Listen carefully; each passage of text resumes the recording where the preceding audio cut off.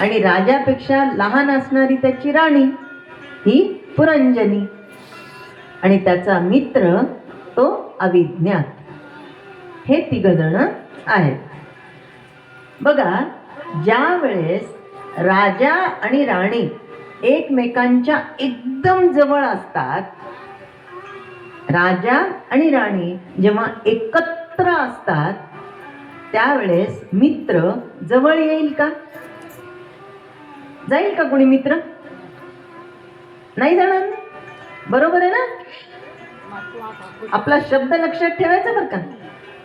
परत अरे असं नाही म्हणायचं. बरोबर आहे ना? आता हे दोघं नवरा बायको आहे, दोघं जण जवळ आहेत, एकांतात आहेत, म्हणजे मित्र दूर झाला. बरोबर. आता ज्या वेळेस दोन मित्र एकत्र आहेत, जवळ आहेत, एकांतात आहेत, तेव्हा पत्नी आपल्या पतीजवळ जाऊ शकते का? नाही जाऊ शकत ना. आता हा जो पुरंजन आहे हा जीव आहे. हा राजा पुरंजन म्हणजे कोण आहे? जीव आहे. आणि ही जी त्याची पत्नी आहे पुरंजनी, ती आहे माया. माया म्हणजे विषय वासना, ही आहे माया. आणि हा जो मित्र आहे अविज्ञात, तो म्हणजे शिव आहे. आमच्या स्वतःशी याचा संबंध कसा येतो? जेव्हा हा जीव आहे, जीव जेव्हा मायेमध्ये गुरफटतो तेव्हा शिवापासून दूर राहतो.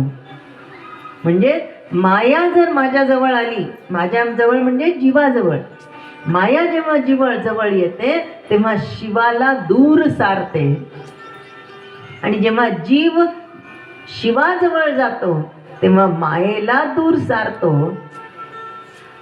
24 तासामधला या जीवाचा किती वेळ या शिवाजवळ जातो आणि किती वेळ मायेजवळ जातो, हे ज्ञान आम्हाला पुरंजन आख्यान देतं.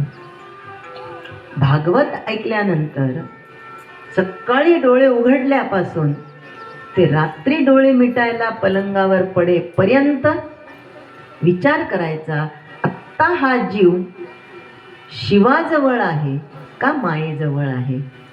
मायेजवळ असेल तर त्याला ताबडतोब बाजूला करायचं, शिवाजवळ न्यायचं.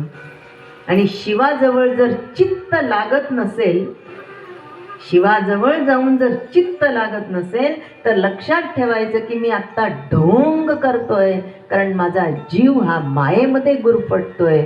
मग या जीवाला मायेमध्ये न गुरफटू द्यायचं असेल तर या कलियुगामध्ये आहे ते भगवंताचं नाम, भगवंताचं अष्टक, भगवंताचं वेगवेगळ्या पद्धतीने केलेलं नमन. आणि म्हणून भगवंताचं नाम हे सगळ्यात महत्वाचं आहे.